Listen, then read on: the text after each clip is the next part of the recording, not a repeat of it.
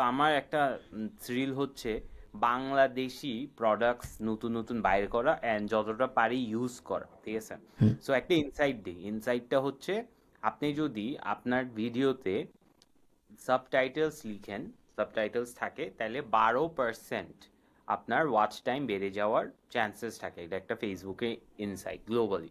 So আমি আপনার video দেখছিলাম, মোটামুটি সবগুলা ভিডিওতে আপনার সাবটাইটেলস থাকে। তো আমি অনেক কষ্ট হয়েছে একটা ভিডিও খুঁজে বের করা যেটাতে সাবটাইটেলস নাই। তো আমি ওইটা নিয়েছি। এখন ওইটা নিয়ে বাংলা কাটস নামে একটা ওয়েবসাইট পাইছি। সো বাংলা কাছে আমি গেলাম। আমি হুম। যদি একটু ডেমোটা দেখাই, আমি স্ক্রিন শেয়ার করছি, দেখা যাচ্ছে? দাঁড়াও দেখে নেই, হ্যাঁ দেখা যাচ্ছে। হ্যাঁ। বাংলা তো কাজ, আমি যদি নাইস। বাংলা কাজ লিখি, তারপর share just type inside, so এখানে হচ্ছে আপনারটা দিছি। সো ইটস বেসিকলি সিম্পল, আমি আগে থেকে করে রাখছি যাতে ডিলে না হয়। সো এখানে জাস্ট নিউ প্রজেক্টে গিয়ে ড্র্যাগ করে হুম। আপনি একটা বসাবেন। সো আমি বসাইছি একটা আপনার ভিডিও। আমার বাংলা আগে থেকে বলে নেওয়া তো ভালো না। সো এখানে আপনাকে জাস্ট 30 সেকেন্ডসের একটা রিল আপলোড করছি। এটা আমাকে এসআরটি ফাইলটা দিয়ে দিছে। এসআরটি ফাইল ইজ বেসিকলি আপনি যদি সাবটাইটেলস প্রিমিয়ার প্রোতে দেন, এসআরটি ফাইলটা আপনার ওয়ার্ডের সাথে সিং করে করে করে ওই জিনিসটা চলে আসবে আর কি, লেটারগুলো ওভাবে পপ করবে বেসিকলি সাবটাইটেলসের জন্য। তারপর আপনি এখানে ক্যারেক্টার্স পার লাইন দিতে পারেন, ম্যাক্সিমাম সাইলেন্স ডিউরেশন রাখতে পারেন, substitute English word, so English word বললে ওটার বাংলা ভার্সন। সো এটার অ্যাকুরেসিটা আপনি বেটার বলতে পারবেন। সো আপনি কি পড়তে পারতেছেন? যারা ডেফারার তারা বেসিক্যালি তাদের স্বপ্নকে কবরে নিয়ে যায়। যারা ডেফারার টেক দেয়ার, আচ্ছা ওকে, এরপর সম্ভবত আমি ইংরেজি বলছি দেখে একটু কনফিউজ হয়ে গেছে, হ্যাঁ, যে হ্যাঁ, যারা ডেফারার তারা take their dream to the grave. আপনি যদি ড্রিম গ্রেভ, আপনি যদি ডেফারার হন তার মানে হলো আপনি হলো তার মানে আপনি আপনার স্বপ্ন বাট ইউ গেট আজকে দ্য স্বপ্ন আইডিয়া, হয়েছে। রাইট? ইয়া, হুম। খারাপ হ্যাঁ, না, আইড সে 70-80% ঠিক আছে সম্ভবত। হ্যাঁ, ওদের অ্যাকচুয়াল অনুযায়ী রিলটা যারা দেখছে 90%। তারা আরো ভালো বলতে পারবে। হ্যাঁ, ডেফারার নিয়ে একটা রিল ছিল আমার মনে আছে। হ্যাঁ। সো এই যে নাইস। ইউটিউব কিছু ওয়ার্ড কাদের রাখছে। সো কোম্পানি এটা? আইরা একটা জাস্ট টু টেক একটা ছেলে একটা মেয়ে। সো আমাকে জাস্ট রিচ আউট করছে, they want to test the product. So এটা হচ্ছে পার মিনিটে 60 টাকা করে। Here is interesting part. হ্যাঁ, আপনি যদি আপনি কিরকম খরচ হয় আপনার সাবটাইটেলস দেখলে? আমি অ্যাজিউমিং আপনি একটা ভিডিও এডিটরকে দিয়ে ওই প্যাকেজে হ্যাঁ, নেন। হ্যাঁ। সো আমি একটা ভিডিও ইউজ করি, আমার এক একটা শর্টস বানাইতে খরচ হয় 200-300 টাকার আশপাশে। ও, দ্যাটস ভেরি চিপ। বাট আমি যদি জাস্ট সাবটাইটেলস লিখাই কাউকে, কারণ ভিডিও এডিটার্সরা ইউজুয়ালি এটা করতে চায় না, ওইটা আমার 300 টাকা পড়বে একটা, ধরেন এক পেজের কথা কথা। হ্যাঁ, 200-300 টাকা নিবে। টাইম নেয় একদিন। এটা আপনার 5 মিনিটের মধ্যে করে দিবে, 5 মিনিটের কমে। 60 টাকা নিবে, আপনাকে এসআরটি ফাইলটা দিয়ে দিবে। And এটা হচ্ছে ওদের ফার্স্ট ভার্সন। এরপর তো অবভিয়াসলি ডিরেক্ট ভিডিওতে ইন্টিগ্রেশন করতে পারবেন। সো আই ফিল লাইক এটা আমাদের সবার জন্য খুবই ইন্টারেস্টিং একটা প্রজেক্ট। আর বাংলাদেশে টেক বা সফটওয়্যার এইসব জিনিসপাতি বেচা খুবই কঠিন, বাংলাদেশে টাকা খরচ করতে চায় না, right? So I feel like this is a product যেটার সিম্পল একটা ইউজ কেস আছে, অ্যান্ড এটা খুবই ইন্টারেস্টিং ভাবে আই থিঙ্ক কন্টেন্ট ক্রিয়েটার্সদের টেস্ট করা উচিত। আপনার কি মতামত? I agree. আমার মেইন শর্টসের প্রবলেমটা হলো আমি কখনো শর্টস বানাই না। সো আমি মানে বড় ভিডিওর থেকে কেটে কেটে শর্টস ইউজ করি। ডেডিকেটেডলি আমি শর্টস বা রিল এ ধরনের জিনিসপত্র কখনো বানাই না। সো আমার এমন একজন এমন যেই কারণে ভিডিও এডিটর লাগেই, সেটা হলো ফার্স্ট টাস্ক অডিওর উপরে টেক্সট বসানো না, ফার্স্ট কাজ হলো খুঁজে বের করা কোন জায়গাটা অ্যাকচুয়ালি শর্টস হবে। সো হ্যাঁ, ওইটা ফার্স্টে খুঁজে বের করতে হয়, এরপর ওই 30 সেকেন্ড বা 40 সেকেন্ড 50 সেকেন্ড কেটে আলাদা করতে হয়, তারপর ওটার উপর অ্যানিমেশন বসাইতে হয়, তারপরে ফাইনালি যা টেক্সট অডিও আর টেক্সট সাবটাইটেল এসআরটি ফাইল হ্যান তেন ওটা একদম লাস্টে আসে। সো তার আগের আরও 90% কাজ আছে যেগুলোর জন্য আমরা আসলে একটা ভিডিও এডিটর লাগতেছি। যখন আমার একটা ভিডিও এডিটর লাগতেছি 90% কাজের জন্য, তখন আমি তাকে হয়তো বলবো ভাই তুই শুনে এটা একটু লিখে দে অভ্র দিয়ে। তো না, বাট বা যে শুনে শুনে লিখে দেওয়াটাও কিন্তু লাইক ওর জন্য is a very long task. আমার কথা হচ্ছে এটাই, নাকি? Is it? That is a discussion. হ্যাঁ, লং টাস্ক হয়তো আমার মনে হয় না, কেউ কখনো আমাকে বলেন এটা, হয়তো যারা ভিডিও এডিট করেন তারা আমাদেরকে কমেন্টারও ভালো বলতে পারবেন। আমাকে কখনো কেউ বলেন যে টেক্সট বসানো খুব একটা কঠিন কাজ 1 মিনিটের একটা ফাইলের একটা অডিওর উপরে। হয়তো অনেক বড় ধরে এই পুরো পডকাস্টের যদি কারো বাংলা সাবটাইটেল করতে হইতো, তার জন্য এরকম একটা টুল ভালো। কারণ পুরা 60 মিনিট শুনে শুনে কেউ একজন ওটার টেক্সট করবে, ট্রান্সক্রাইব পুরাটাও করবে করে সম্ভব না, না। বাট ওদের অনুযায়ী এখনো বেটার টেস্টিং এ, সো লং ফর্ম ভিডিওস একটু উল্টাপাল্টা বানান হয়ে যায়। So okay, that's nice, that's হ্যাঁ।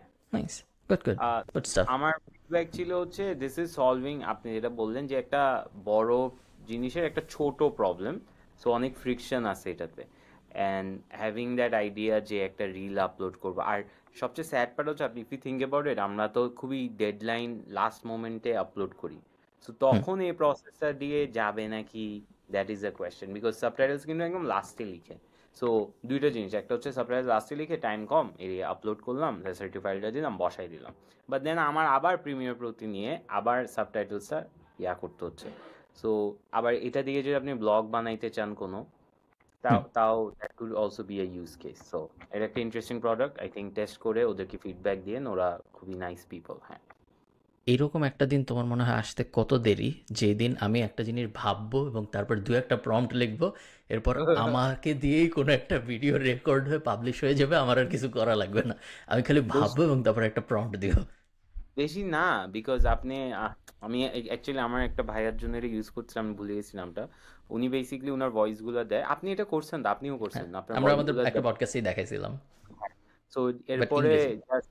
হ্যাঁ, রিলসে কিন্তু আপনার বেশিরভাগ জিনিস অন্য এলিমেন্টস থাকে, সো আপনার হুম। ভয়েসটা দিয়ে স্যাম্পল দিয়ে আপনার ভয়েস রেপ্লিকেট করতে থাকবে, বাট এগুলো এখন অনেক এক্সপেন্সিভ, সো এটা একটা প্রবলেম। তুমি কি গত সপ্তাহের ফ্রাইডের ইমেল পড়ছো, বা গত সপ্তাহে এই লাস্ট ফ্রাইডেতে যে ফ্রাইডে ইমেল, সো লাস্ট আমি ফ্রাইডের ইমেইলে একটা জিনিস হুম, দেখি। সো যেহেতু এটা এই টপিকটা নিয়ে আমি একটু পরে কথা বলতাম, বাট যেহেতু আমরা এই হুম, বিষয়ে আলাপ আলোচনা করতেছি, সো আমি দেখাই তোমাকে একটা ইউটিউব চ্যানেল দেখাই। নাম হইল গিয়া, সো হ্যাঁ, দেখো এটা একটা ইউটিউব চ্যানেলটার নাম হলো ক্রেজি ক্যারেন্স। এবং হুম, এই ইউটিউব চ্যানেলটার ভিতরে মেইনলি ক্রেজি ক্যারেন, যারা জানে না কনসেপ্টটা কি, mainly Amin please explain Karen ব্যাপারটা কি।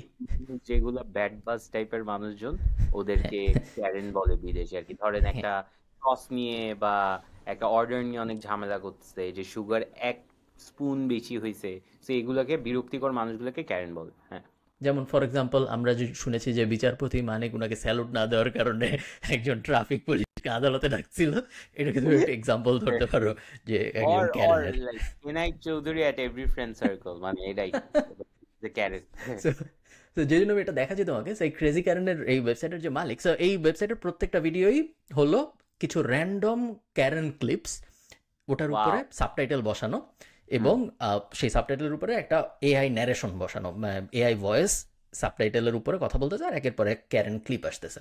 So Karens with royal guard, Karens in a restaurant, Karens in a fight, Karens in a হাবি জাবি, হ্যান, তো যারা দেখতে চান তারা বিস্তারিত দেখতে পারেন। এবং অদ্ভুত অদ্ভুত থাম্বনেল, এবং অনেক সময় সাজেস্টিভ থাম্বনেল। সো এবং খুবই আহ, মানে তেমন কোনো আহামরি ইউটিউব চ্যানেল এরকম না, 46,000 সাবস্ক্রাইবার আপনারা দেখতে পাচ্ছেন, সো খুব অনেক কোটি কোটি সাবস্ক্রাইবার এরকম না। বাট এই ইউটিউব চ্যানেলের ইনকাম আমাদের যে কারো ইউটিউব চ্যানেলের ইনকামের থেকে অনেক বেশি, আমি জানি, কারণ আমি ব্যাক এন্ডের নাম্বার দেখছি, কারণ আমি ভাবছিলাম আমি ইউটিউব চ্যানেলটা কিনবো। সো উনি ক্রেজি ক্যারেনের যে মালিক, উনি এই ইউটিউব চ্যানেল বিক্রি করার চেষ্টা করছিল, এবং ফ্লিপায় উনি এটা বিক্রির চেষ্টা করছিল। আমি দেখি, আমি লিস্টিংটা খুঁজে পাই নাকি, খুঁজে পেলে আমি দেখাচ্ছি তোমাকে। সো তো উনি, আমি আপনি খুঁজতে খুঁজতে হ্যাঁ, এটা কি ফেসলেস ইউটিউব চ্যানেলস গুলোর মতো? It is a faceless YouTube channel, yes. I so was gonna faceless talk YouTube about. চ্যানেলের কনসেপ্ট হুম, হলো গিয়ে, যেগুলো মানুষের কে ইউটিউব চ্যানেলের মালিক দেখা যায় না, সো এই যে সোল্ড অলরেডি। উনি শেষ ও, পর্যন্ত এটা 21,995, $22,000 উনি শেষ পর্যন্ত এটা বেচছে। এবং হুম, যখন উনি বেচছে তখন প্রত্যেক মাসে এটার ইনকাম ছিল $917 মতো। লাস্ট মান্থে সম্ভবত আরও বেশি হয়েছে ইনকাম। এই লুইস নামে এই ছেলেটা বেচছে, এবং ডিটেল পরে ওর লুইসের সাথে আমার কথা হয়েছে, এবং ও এরকম অনেকগুলো ওয়েবসাইট চালায়, অনেকগুলো ইউটিউব চ্যানেল চালায়, প্রত্যেকটা ইউটিউব চ্যানেলের কনসেপ্ট সেম। এরকম একটা টপিক, যেই টপিকটা মানুষ অনেক এন্টারটেইনিং একটা টপিক, মানুষ দেখে, উপরে এই যে অটোমেটিক্যালি আসে, সাবটাইটেল আসে, এবং 11 labs দিয়ে অটোমেটিক্যালি অডিও আসে। তুমি যদি ওর প্রোফাইলে যাও, ফ্লিপা প্রোফাইলে, তুমি দেখবে যে ও আরও দুইটা এই মুহূর্তে বেচতেছে। একটা হইলো স্নুকার নিয়ে, সরি, আরও একটা বেচতেছে। সো তো অলরেডি বেচে ফেলছে ক্রেজি কারেন্ট, এবং স্নুকারেরটা এখনও বেচতেছে। So আমি যদি স্নুকারেরটা তোমাকে দেখাই, এক্স্যাক্ট সেম জিনিস, just instead of crazy current এটার টপিকটা হইলো গিয়া স্নুকার। সো আমি যদি আবার স্ক্রিন শেয়ার দেই। তো ফেসলেস ইউটিউব চ্যানেলটা হচ্ছে বেসিক্যালি ইন্টারনেট থেকে কম্পাইল করে ভিডিওস, অ্যান্ড দেন ওরা ইউটিউব ভিডিওস হিসেবে যায়, এরপর ইউটিউব ভিডিওস গুলো এআই দিয়ে বেশিরভাগ এডিটেড থাকে, সাবটাইটেলস ভয়েস দিয়ে রাখে, ক্লিপস গুলোও মোটামুটি এখন এআই দিয়ে করা যায়, অ্যান্ড দেন ওইটার রেভিনিউটাই হচ্ছে ওদের ইনকাম আর কি। Exactly true. এবং ফেসলেস ইউটিউব চ্যানেল অনেক আগের থেকেই ছিল, অনেক দিন ধরেই ছিল, বাট এআই এর উত্থানের পরে ফেসলেস ইউটিউব চ্যানেলের জোয়ার চলতেছে। কারণ এখন হুম। ফেসলেস ইউটিউব কন্টেন্ট বানানো খুবই সহজ, তোমার পুরো এফোর্টটাই মেইনলি যা হলো কন্টেন্ট রিসোর্সিংয়ে। সো মনে করো আমি ঠিক করলাম আমি গাড়ির অ্যাক্সিডেন্ট নিয়ে বা গাড়ির পার্কিং ফেইলার নিয়ে, যেহেতু তুমি একজন ড্রাইভিং লেসন নেওয়া মানুষ, তো তুমি তোমার কাছে মনে করো হ্যাঁ, পার্কিং যারা প্যারালাল পার্কিং যারা করতে পারে না, এটা নিয়ে আমি হ্যাঁ, একটা ইউটিউব চ্যানেল বানাবো, পার্কিং ফেইলার নিয়ে বানাবো। এক নম্বর হ্যাঁ। কাজ হলো রেডিটে যে খুঁজে বের করা ক্লিপ, হাজার হাজার সাবরেডিট আছে এবং প্রতিদিন কোটি কোটি মানুষ পাবলিশ করছে ক্রেজি কারেন্টের ক্লিপগুলো আসলে রেডিট থেকে আসে, সেই কারণে আমি জানি কখনো কখনো টুইটার, বাট মোস্টলি রেডিট। অনেক বড় বড় সাবরেডিট আছে যেখানে শুধু পার্কিং ফেলারের ভিডিওই আপলোড করে মানুষ, বা ড্যাশ ক্যাম ফুটেজ আপলোড করে মানুষ। সো এই ধরনের জিনিসপত্র খুঁজে বের করা এক নম্বর কাজ। সেকেন্ড কাজ হলো ফাইনাল কাট প্রো বা দা ভিঞ্চি রিজলভ, কোনো একটা খুব বেসিক একটার পর একটা ক্লিপ বসানো। অনেকে আমি শিওর মোবাইলেও করতে পারবে, তেমন কোনো জটিল এডিটিং করা হয় না। এরপরে এটাকে কোনো একটা, এই যে তুমি যে বাংলাদেশি টুলটা দেখালে ওটার অনেক ইংরেজি ভার্সন আছে যারা ইংরেজি সাবটাইটেল করে, ওরকম কোনো একটা পুরোটা দিয়ে দেওয়া, ফার্স্ট লেখা ন্যারেশন, দেন এরকম একটা সাবটাইটেল দিয়ে দেন, দেন 11 ল্যাবস থেকে পুরো অডিওটা এক্সপোর্ট করে নেওয়া, দেন পুরোটা একটার উপর একটা বসায় একটা থাম্বনেল দিয়ে পাবলিশ করা। সাউন্ড তারপর সিম্পল, কাজটা অ্যাকচুয়ালি সিম্পল, বাট একটু সময় লাগে এই ইউটিউব চ্যানেলগুলো বড় হইতে। আ- এই যে এই ছেলেটার সাথে আমি কথা বলছিলাম, যদিও এটা বটের সাথে কথা বলছে, এখনো আমি অনেকবার ডিএম করতে চাইছি, পারিনি। বাট বেসিকলি ও হচ্ছে Khalid Farhan for faceless channels. ও কোর্স ব্যাচে on how to make faceless YouTube channel. So nice. যখনই কিছু ভাইরাল হয়, there is always a course. So এই যে এখানে how to start, okay follow করে দেখতে পারেন, ওর ফ্রি কি কি আছে। ওর হাতে যেহেতু দুইটা ভালো ইউটিউব বাটন দেখতেছি, সিমস সিমস লেজিট। বাট নাম কিন্তু দেখা যাচ্ছে না, তো ট্রু। এটা ইউ নেভার নো। বাট এখানে হচ্ছে ও basically talks about it, so আমি ওর চ্যানেলটা দেখলাম, খুবই ইন্টারেস্টিং আছে, বাট বাংলাদেশি স্টুডেন্টদেরকে আই থিঙ্ক হেল্প করতেছে না। সো দ্যাটস, আমি গেস করে নিয়েছি বিকজ আমি 2-3 বার নক করছি ওর, ওই যে কিছু থাকে না swipe up or mention your country, hmm. And response আসে না। So I am assuming Bangladesh is in part of his ওই ইয়াটা। সো বুঝতে পারছি। এখন ফেসলেস ইউটিউব চ্যানেল কি বাংলাদেশে চলবে নাকি, আমাদের এটাও বলা উচিত। আমার মনে হয় না, বিকজ সিপিএম অনেক ইউটিউবে রেভিনিউ তো আপনারটা জানি আমরা, যাদেরকে জিজ্ঞেস করি খুব একটা বেশি না। সো আই ডোন্ট থিঙ্ক বাংলাদেশে, ডিপেন্ড করে সাবজেক্টে, আপনি যদি মাসে 10,000 টাকা দিয়ে খুশি থাকেন তাহলে শিওর, বাট ওরা যারা বিদেশে করছে ওরা international audience, so it makes business sense. বাংলাদেশে আই উডেন্ট রেকমেন্ড। হ্যাঁ, আই এগ্রি। যদি আপনি ইউটিউব চ্যানেল বানাবেনই এরকম পরিকল্পনা করেন, এবং আপনি যদি ফেসলেস ইউটিউব চ্যানেল বানাবেন এরকম পরিকল্পনা করেন, বাংলাদেশ টার্গেট করার আসলে কোনো লজিক্যাল রিজন নাই। ইয়া, যখন ইয়া। আপনার কাছে পুরা দুনিয়া উন্মুক্ত, বাংলাদেশের ইউটিউবের ইনকাম খুব একটা খারাপ না। এই যে দেখো আমার গত 28 দিন বাংলাদেশের ইউটিউবের ইনকাম বাড়ছে। আহ, এই যে গত 28 দিন আমার $1310 ইনকাম হয়েছে দুইটা ভিডিও আপলোড করে। সো খুব একটা খারাপ পারফরমেন্স না। বাট এই সেম জিনিস, সেম নাম্বারস, যদি আমি 3.7 মিলিয়ন ভিউ পাইতাম অন্য যে কোনো মার্কেটে, যে কোনো ওয়েস্টার্ন মার্কেটে, তাইলে এটা সম্ভবত 10,000 বা $15,000 হইতো। সো না, বাট বাংলাদেশের এটা তো একটু ভাই প্রবলেমেটিক, কারণ আপনার তো আগের পুল অফ ভিডিওস থেকেও আসতেছে, রাইট? ট্রু মানে ট্রু। আপনারটা তো লাইব্রেরি হ্যাঁ হয়ে গেছে, তো এটা হ্যাঁ। Is so not. আমি অ্যাজ আ জিনিসটাকে এভাবে চিন্তা করতে পারেন আপনারা যে আমি এত বড় একটা চ্যানেল চালানোর পরেও আমার ইনকাম $1310 পার মান্থ, এবং it's probably one of the highest বাংলাদেশে যারা চেহারা দেখায় ভিডিও বানায় তাদের মধ্যে। এর থেকে বেশি মাসে ইনকাম ইউটিউব থেকে করতেছে, অ্যাডসেন্স থেকে বা ইউটিউবের অ্যাড থেকে, এরকম সম্ভবত আমার ধারণা খুব বেশি মানুষ নাই, যেহেতু আমার টপিক বিজনেস, আমার অ্যাডের সিপিএম বেশ বেটার আসে অন্যদের থেকে, এন্টারটেনমেন্টও হয়তো অত আসে না, তারপরেও এত কম। এবং এরকম অনেক মানুষ আছে যারা আমার ইউটিউব চ্যানেল অর্ধেকেরও ভিউ হয় না, বাট যেহেতু তারা অন্যান্য ইন্ডাস্ট্রিতে, এই যে ক্রেজি ক্যারেন ফর এক্সাম্পল $900, যে কিছু 46,000 সাবস্ক্রাইবার, আমার 1.2 মিলিয়ন। সো আমার কত 20 ভাগের 1 ভাগ সাবস্ক্রাইবার নিয়ে অলমোস্ট সিমিলার ইনকাম, এবং ওটা স্কেলেবল খুব সহজেই, আমারটা না। সো অন্য অনেক দিক থেকে চিন্তা করলে আসলে বাংলাদেশ টার্গেট করার কোনো মানে নেই। ইয়া, ট্রু। ওকে, স্পিকিং অফ বিদেশে ব্যবসা করা বাংলাদেশে বসে, সো আগেন আমি অনেক লোকাল প্রোডাক্টস ইউজ করতেছি ইদানিং। সো আমি একটু কনটেক্সট হচ্ছে, আমার এখন আল্লাহর মধ্যে 200 মানুষ, উই এমপ্লয় অ্যারাউন্ড 200 পিপল। তো 200 মানুষ ম্যানেজ করা ভেরি ডিফিকাল্ট, ট্র্যাক করা। আগে ছোট টিম ছিল 5-10 জনের। সো একটা, মানে সবার সাথে কী করে না করে জানি পার্সোনাল হুম লাইফে কি ফ্যামিলি আছে। 200 মানুষকে এখন আই নো দেম, আমার সামনে আসলে আমি চিনবো না। সো ফ্যাক্টরি যেহেতু চালাই, সো এটা অ্যান্ড ফ্যাক্টরিতে গার্মেন্টসে পার মিনিট অনেক ইম্পর্টেন্ট। সো ওদের জন্য ওরা খুবই কম টাকায় কাজ করে, মাসে একজন 8,000 10,000। সো যখন ওভারটাইম দিই আমরা, ওভারটাইমের অঙ্কটা খুবই ইম্পর্টেন্ট ওদের জন্য। সো ওরা যদি 1 ঘন্টা ওভারটাইম করে, এরপর আধা ঘন্টার জন্য টাকা পায়, এটা নিয়ে ওরা অনেক মারামারি করে। এখন আপনি হয়তো চিন্তা করবেন আধা ঘন্টার জন্য এরকম মারামারি করছে, বাট না, এটাই ওদের ইনকাম। সো আমরা যখন লাস্ট মান্থে স্যালারি দেওয়ার টাইম আসছিল, আমি অফিসে ঢুকছি অ্যান্ড দেখি যে মানে 100 জন লাইনে দাঁড়ানো, ক্যাশে এইভাবে স্যালারি দিচ্ছে। সো আমরা ওইটা ফিক্স করার জন্য আমি বলছি ওকে, ব্যাংক তো নাই ওদের, তারপর একটা সার্ভিস ইউজ করছি, আমি নাম বলবো না, মনে করবে এটা স্পন্সর্ড, বাট লোকাল একটা এমএফএস ইউজ করছি অ্যান্ড ওইটার পে রোলে চলে আসছে। এই প্রবলেমটা তো সলভ। সো আমার যেটা 2 দিন লাগতো স্যালারি দিতে ক্যাশে সবার থেকে নোট করে, ওটা আমি টেক দিয়ে সলভ করছি। বাট এখন আমি ওরা কয়টা বাজে ঢুকতেছে, কত আওয়ার্স, এগুলো তো আমি করতে পারতেছি না, রাইট? কারণ এগুলা কি করে, ওরা একটা খাতায় লিখে, হুম খাতায় লিখলে চুরি হইতেই পারে, বাড়াই লিখতেই পারে, অ্যাটেন্ডেন্স না এসেও করতে পারে। এটার জন্য আমরা ফিঙ্গারপ্রিন্ট, এটা সিম্পল সলিউশন। এখন আসেন, আমি দেখছি আমার অ্যাকাউন্টসে 3 থেকে 4 দিন লাগতেছে ওদের স্যালারি শিট বের করা, ওদের ওভারটাইম ক্যালকুলেট করা। সো এটা একটা প্রবলেম ছিল। সো আমি একটা এইচআর সলিউশন পাইছি যেটা local and is also going global. এটা কোনো স্পন্সর্ড কন্টেন্ট না, আমি শুনে মনে হচ্ছে, বাট আমার প্রোডাক্টটা এত ভাল লাগছে ওদের ডেমোটা, যে আমার মনে হয়েছে এটা আমি শেয়ার করি। So it's পাইএচআর। পাইএচআর হচ্ছে ভিভো সফটওয়্যার একটা লোকাল কোম্পানি।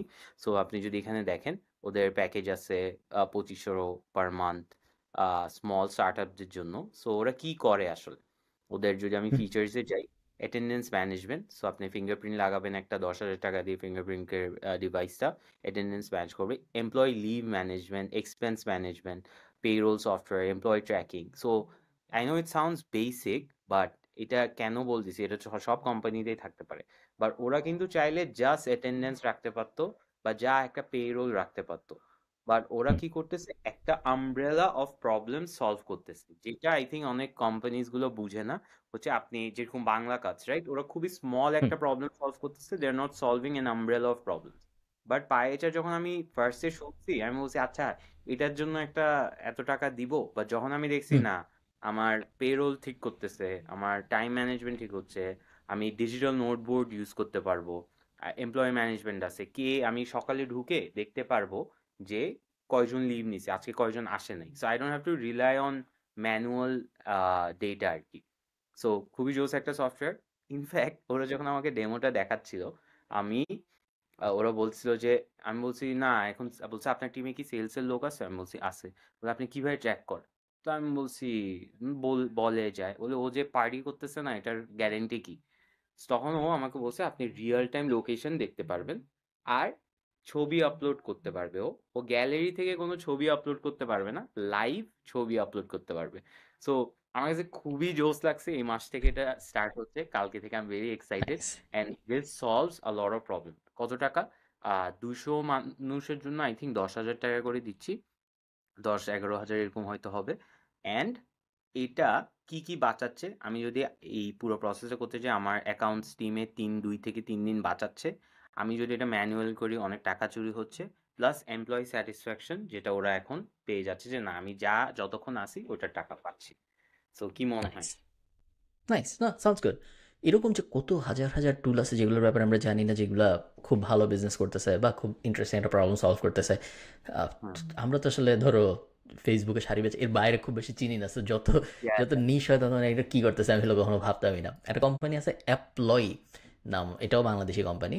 এটাকে আচ্ছা। আমি 3-4 বছর হয়ে গেছে চিনি, আমি ইউজ করি না বাট আমি মালিককে চিনি। সো মেইনলি ইন্টারন্যাশনাল মার্কেটেই কাজ করে, বাংলাদেশও, বাট মালিক মানে ফাউন্ডার বাংলাদেশি অ্যান্ড পুরো টিমই বাংলাদেশি। তুমি যদি সাপোর্টে নক করো, যে রিপ্লাই দিবে সেও বাংলাদেশি, বাট ব্যাচে ইন্টারন্যাশনালি। এবং বাংলাদেশ থেকে ইন্টারন্যাশনালি যেই স্যাসগুলো ভালো করছে তার এক মানে একদম লিস্ট যদি আমি করি, ফার্স্টের 20-30টার মধ্যে একটা চলে আসবে Apploye. It's a time tracking app. So যারা রিমোট ওয়ার্ক করে, তোমার কোম্পানিতে যদি অনেকে রিমোট ওয়ার্ক করে, তারা অনেকটা আপওয়ার্ক আওয়ারলি ট্র্যাকারের মতো কাজ শুরু করার সময় ক্লিক করবে, এটা র্যান্ডম সময়ে স্ক্রিনের একটা স্ক্রিনশট নেবে, প্রত্যেক ঘন্টায় কতবার তুমি কিবোর্ডে চাপ দিছো এটার একটা স্ট্যাট বার করবে, ওটা যদি নর্মালের কম হয় তাহলে জানাবে, যদি অ্যাভারেজের কম হয়, সেই ধরনের জিনিসপত্র করে ওরা, যে ক্লক ইন অ্যান্ড আউট পুরোটাই, মানে বেসিক্যালি তুমি যেটা চাইছো, তুমি যেটা করো ওটাই, বাট বড়লোক স্যাস ওই যে রিমোট ওয়ার্ক কালচারের মানুষদের জন্য। আমি জিজ্ঞেস করছি টকিং টু দেম এন্ড আমি লাইক আচ্ছা ভাই মানে খুবই ভালো জিনিস, লোকালি তো এটা চলার কথা না, বলে ভাই আমরা এখন দুবাইতে আছি আর এটা কোন দেশে নাইস। আছে, already they have like 10-15 clients that are international. So খুবই বিউটিফুল একটা product, locally nice. Manufactured but globally selling আর কি। নাইস। আমি Yes. তোমাকে একটা বিজনেসের ইন্টারেস্টিং, রাজনৈতিক স্ল্যাশ বিজনেস ইন্টারেস্ট, খুবই ইন্টারেস্টিং একটা গল্প বলি। সো আওয়ামী লীগ সরকার পাওয়ারে আসে 2009, যখন এই আমাদের পডকাস্ট যারা শুনতে তারা অনেক অনেক ছোটো, সো তাদের মনে থাকার কথা না। 2009 আওয়ামী লীগ সরকার পাওয়ারে আসে, এবং যখন আওয়ামী লীগ সরকার পাওয়ারে আসে 2009, তখন বাংলাদেশের ইলেকট্রিসিটি সিচুয়েশন খুব একটা ভালো ছিল না, তখন অনেক কারেন্ট চাইত। আম, এখন কে খাম্বা বসেছে, কে ইলেকট্রিসিটি, ওটা আমি রাজনৈতিক আলাপে যাচ্ছি না। তখন বাংলাদেশের ইলেকট্রিসিটি সিচুয়েশন ভালো ছিল না, কারেন্ট যাইতো, আমরা জানি। তো আওয়ামী লীগ সরকারের ম্যানিফেস্টোতে আওয়ামী লীগ সরকার অনেক কিছু প্রমিস করছিল, ডিজিটাল বাংলাদেশ হবে, স্মার্ট বাংলাদেশ হবে 2021-এর মধ্যে, ডিজিটাল 41-এর মধ্যে স্মার্ট, এরকম কি জানি, প্লাস ইলেকট্রিসিটি প্রবলেম সলভ করবে, এরকম একটা পরিকল্পনা ছিল। তো এই ইলেকট্রিসিটি প্রবলেমের সলিউশনের পরিকল্পনার পার্ট হিসেবে ওনারা ইন্ডিয়ার সাথে একটা চুক্তি করে, 2010-এ চুক্তি হয়, 2013 থেকে অ্যাক্টিভেট হয়, যেই চুক্তিতে ওনারা ইন্ডিয়ার থেকে ইলেকট্রিসিটি ইম্পোর্ট করা শুরু করে। 2013 থেকে বাংলাদেশ ইন্ডিয়ার থেকে ইলেকট্রিসিটি ইম্পোর্ট করতেছে। তো ইলেকট্রিসিটি ইম্পোর্ট কাহিনী খুবই মজার। তো ইলেকট্রিসিটি ইম্পোর্ট শুরু হয় যখন, তখন ইন্ডিয়া বলে যে 1 কিলোওয়াট আওয়ারের জন্য 6 টাকা দিতে হবে আমাদের। তো বাংলাদেশ রাজি হয়। অ্যাকচুয়ালি এত সিম্পল না, বেসিক্যালি ইন্ডিয়ার মার্কেটের ভিতরে বিডিং হয়, ওই বিডিংয়ে বাংলাদেশ 6 টাকা পার কিলোওয়াট আওয়ারে জিতে, এবং তারপর থেকে ইন্ডিয়া বাংলাদেশকে ইলেকট্রিসিটি এক্সপোর্ট করা শুরু করে 6 টাকা পার কিলোওয়াট আওয়ার এই হিসাবে। তো এক্সপোর্ট করতেছে ইন্ডিয়া, খুবই ভালো, বাংলাদেশের ইলেকট্রিসিটি প্রবলেম আস্তে আস্তে মিটতেছে, খুবই ভালো কথা। এভাবে চলতে চলতে চলতে চলতে আওয়ামী লীগ সরকার সেকেন্ড টার্ম ইলেকশন জিতে 14-তে। সো সেকেন্ড টার্ম ইলেকশন জিতার পরে আওয়ামী লীগ সরকার কেমন জানি হয়ে যায় একটু, বুঝছো? সো কেমন জানি হয়ে যাওয়ার পরে ওরা ইন্ডিয়ারই আরেকটা প্রাইভেট কোম্পানির সাথে, সো ওর ফার্স্ট কথা হলো আরও ইলেকট্রিসিটি লাগবে, এরকম প্রজেকশন হয় যে বাংলাদেশে আরও ইলেকট্রিসিটি দরকার। তো আরও ইলেকট্রিসিটি দরকারের সলিউশন কি? সবচেয়ে ইজি সলিউশন হইলো, আগেও আমরা ইন্ডিয়া থেকে ইম্পোর্ট না, এখন আরও করি, আরও কিছু টাকা দিয়ে ইন্ডিয়া থেকে আরও কিছু ইম্পোর্ট করি, তাহলে প্রবলেম ইমিডিয়েটলি সলভ হয়ে যায়।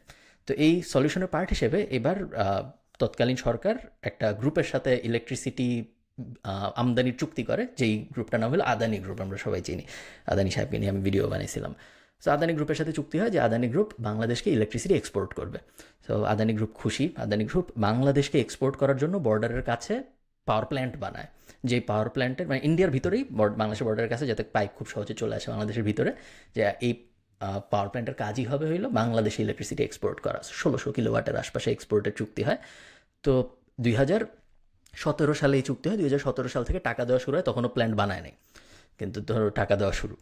তো এবং টাকা দেওয়া শুরু হয়েছে, এবং চুক্তিটা যেটা হয় সেটা হইলো, নর্মালি চিন্তা করো তুমি, ইন্ডিয়া থেকেই ইলেকট্রিসিটি কিনতেছিল বাংলাদেশ অলরেডি 6 টাকা পার কিলোওয়াট আওয়ার, আদানি গ্রুপের সাথে চুক্তি হয় 14 টাকা পার কিলোওয়াট আওয়ার, এবং আদানি গ্রুপও ইন্ডিয়ান, সেম।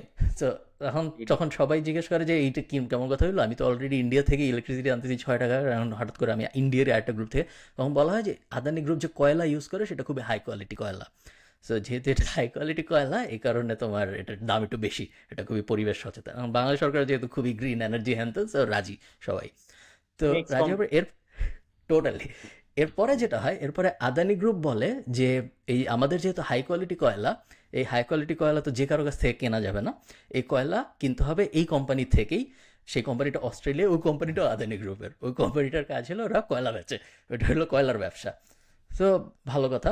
এখন ওই হাই কোয়ালিটি কয়লা যেটা কিনতে হবে, ওটাও কেনার টাকাও বাংলাদেশের দিতে হবে, এরকম একটা ডিল হয়। সো এবং দেখা যায় যে নর্মালি বাংলাদেশে অলরেডি কয়লা ভিত্তিক বিদ্যুৎ প্রকল্প আছে, পায়রা টায়রা অনেকগুলো, বাংলাদেশের ভিতরে কয়লা দিয়ে আমরাও বিদ্যুৎ বানাই। তো আমরা কয়লা দিয়ে যখন বিদ্যুৎ বানাই, তখন দেখা যায় যে ওই কয়লা ইম্পোর্ট করতে পার টন $250 এরকম একটা খরচ হয়। কিন্তু আদানি গ্রুপ যে পাওয়ারফুল ভালো কোয়ালিটির কয়লা, ওটা দেখা যায় পার টন $400-এরও বেশি। তো এটা নিয়ে কিছু কোয়েশ্চেন হয়, বাট তেমন মেজর কোয়েশ্চেন হয় না, যে এটা ভালো তো ভালো হলে কী করার আছে। তো এরপরে এক্সপোর্ট শুরু হয়, এক্সপোর্ট শুরু হয়, এবং এই এক্সপোর্ট শুরু হওয়ার সাথে সাথে ইন্ডিয়ার বাংলাদেশের এক্সপোর্ট ক্যাটাগরিতে আগে ধরো গরু থাকতো, পেঁয়াজ থাকতো, হ্যান ত্যান, যে ইন্ডিয়া বাংলাদেশের এক্সপোর্ট মার্কেট একদম উপরে চলে যায় বিদ্যুৎ। সো বাংলাদেশ ইন্ডিয়ার থেকে সবচেয়ে বেশি যে জিনিসটা ইম্পোর্ট করে সবচেয়ে বেশি টাকার, সেটা হলো গিয়ে ইলেকট্রিসিটি। এবং ইন্ডিয়া বাংলাদেশের সবচেয়ে বড় যে জিনিস এক্সপোর্ট করে সেটা হলো গিয়ে ইলেকট্রিসিটি। তো এবং এর কিছুদিন পরে, নট শুধু এটা রিজন না, বাট এটা একটা বড় রিজন, আদানি হয়ে যায় এশিয়ার সবচেয়ে বড় লোক মানুষ, আহ, গৌতম আদানি যিনি। সো এটা একমাত্র কারণ না, বাট এটা ওয়ান অফ দ্য কারণস। সো এই এটা হলো গিয়ে কাহিনী। এবং বাংলাদেশ 14 টাকা, পরবর্তীতে এটা বাইরে 16 টাকা হয়, 16 টাকা পার কিলোওয়াট আওয়ারে আদানি গ্রুপ থেকে ইলেকট্রিসিটি কিনতেই থাকে। এবং একই সাথে নর্মাল ইন্ডিয়ার মার্কেট থেকে 6 টাকা পার কিলোওয়াট আওয়ার, যেটা পরে বেড়ে 7.5 টাকার মতো হয়, ওটাও কিনতেই থাকে। একই মার্কেট থেকে দুই ধরনের ইলেকট্রিসিটি আসতেছে, দুই দামে, এবং একটার দাম আরেকটা ডাবল এরকম। এর মাঝখানে মানে যেটা হয় দেখা যায়, ঠিক আর কি, মানে ধরেন গুলশান বনানীতে 14 টাকার ইলেকট্রিক বিল, আর অন্যগুলা হচ্ছে লাইক মিরপুরে হচ্ছে 6 টাকা, এরকম। এরপরে দেখা যায় যে আদানি গ্রুপ যে কয়লা ভিত্তিক প্রকল্প দিয়ে, এরপরে হঠাৎ করে রিয়ালাইজ হয়, বিভিন্ন রিপোর্টে দেখা যায় যে আহ, আদানি গ্রুপ থেকে যে কয়লা ভিত্তিক বিদ্যুৎ আনতেছে বাংলাদেশ, এই কয়লা ভিত্তিক বিদ্যুৎ আসলে আমরাই বানাইতে পারি, বিকজ আমাদের 10,000 kilowatt capable power plant idol. কেন আইডল? আচ্ছা। কারণ আমরা কয়লা দিয়ে বিদ্যুৎ বানাবো না, আমরা নিউক্লিয়ার পাওয়ার প্ল্যান্টের দিকে চলে যাব। কয়লা খারাপ, কয়লা পরিবেশের অনেক ক্ষতি আছে, আমরা কয়লা ভিত্তিক বিদ্যুৎ প্রকল্প দিকে আগাবো না। এই লজিকে আমাদের 10,000 কিলোওয়াট এরকম সংখ্যক বিদ্যুৎ আমরা বানাইতে পারতাম। আমাদের পাওয়ার প্ল্যান্টও আছে বাংলাদেশে, কিন্তু আমরা বানাই না, কারণ আমরা বাজে কয়লা কিনবো না বা কয়লা দিয়ে বিদ্যুৎ বানাবো না। কিন্তু সেম কয়লা দিয়ে বিদ্যুৎ বানাচ্ছে আমাদের বর্ডারে, ওইটার থেকে আমরা ইম্পোর্ট করতেছি ডাবলেরও বেশি দাম দিয়ে। এই জিনিস চলতেছিল এবং এখনও চলতেছিল। গত সপ্তাহে হঠাৎ করে, সো এই রিসেন্ট সরকারের গভর্নমেন্ট ফলের পরে ইন্ডিয়ান সরকার একটা নতুন রুল জারি করছে যে এখন থেকে ইন্ডিয়ান কোনো কোম্পানি যদি দেশের বাইরে ইলেকট্রিসিটি এক্সপোর্ট করতে চায়, তাইলে তাদের স্পেশাল পারমিশন লাগবে, এবং বেশিরভাগ কোম্পানিকে ইলেকট্রিসিটি এক্সপোর্ট করতে দিবে না। সো খুবই সারপ্রাইজিং, এতদিন ধরে কখনো কিছু হয় নাই। ঠিক যখন আমাদের গভর্নমেন্ট শিফট হইলো, যখন এই যে হাসিনা সরকার ফল করলো, তখন হঠাৎ করে ইন্ডিয়ান সরকার বললো যে এখন থেকে আর এক্সপোর্ট করা যাবে না। তো বাংলাদেশ এখন কারেন্ট সিচুয়েশনে 10%-এর মতো বাংলাদেশের টোটাল ইলেকট্রিসিটি আসে আদানি গ্রুপ থেকে। টোটাল ইলেকট্রিসিটি 10% আদানি গ্রুপ থেকে আসে, এখনও বন্ধ হয় নাই। তো এখন সবাই একটু সন্দিহান ব্যাপারটা নিয়ে, যে আসলে কি হবে জিনিসটা, আসলে কি ইলেকট্রিসিটি ইম্পোর্ট বন্ধ হয়ে যাবে, অল্টারনেটিভ সোর্স আসবে, না দাম কমবে, না কী হবে না হবে, না কেউ কিছু এখন জানে না। সেটা হলো গিয়া ইলেকট্রিসিটি বিষয় একটা মজার বিজনেস গল্প। ইয়া, অলসো একটা জোক থাকতো যে কারেন্ট চলে গেলে অনেকক্ষণ মাঝখানে 2-3 দিন এরকম হয়েছে যে ও ইন্ডিয়ার সাথে মনে হয় ঝগড়া হয়েছে, ওরা কারেন্ট বন্ধ করে দিছে। মেক সেন্স, কিন্তু এখন মেক সেন্স। Make sense. কারণ হ্যাঁ, ইন্ডিয়া হ্যাঁ, খুবই পাওয়ারফুল, বাট বিদ্যুৎ চিন্তা করো কি অবস্থা। ওটা অলওয়েজই একটা ক্রাইসিস ছিল আমাদের, মানে এটা যে খুবই স্কেরি ভাবে, খুবই এক্সপেন্সিভ ভাবে সলভ করছে, ওটা এখন বুঝতেছি আর কি আমরা। যাই হোক, আই থিঙ্ক হ্যাঁ, খুবই ইন্টারেস্টিং একটা বিজনেস স্ল্যাশ পলিটিক্স একটা গল্প। এখন হ্যাঁ, কামিং ব্যাক টু বাংলাদেশ, আমি একটা ই কম, বাংলাদেশে ই কম কেমনে চালাইতে হয় একটা মাস্টার ক্লাস নিব 2 মিনিটে, যেটা ইয়েস, আমি বানাচ্ছি, বাট পুরোপুরি বানাই নাই, বাট আমি আপনার অ্যাডভাইসও নিব, আর আপনাকেও আমি এক্সপোজ করব। সো ওকে, বাংলাদেশে যদি ই কমার্স মানে কেউ রান করতে চায়, সো সব ই কমার্সের একটা স্টার প্রোডাক্ট লাগবে। স্টার প্রোডাক্টটা কিভাবে আইডেন্টিফাই করতে হবে? এটা হচ্ছে প্রোডাক্টস যেটা 400 টাকার বেশি মার্জিন থাকবে। কেন 400 টাকা, কেন 100 টাকা না? কারণ আপনি যখন একটা অ্যাড রান করবেন, যেরকম আমাদের বাংলাদেশের সবচেয়ে এক্সপেন্সিভ খালিদ ফারহান যে অ্যাডস রান করে, দেখবেন মানে দিতেই থাকবে, রিটার্গেটই করতে থাকে।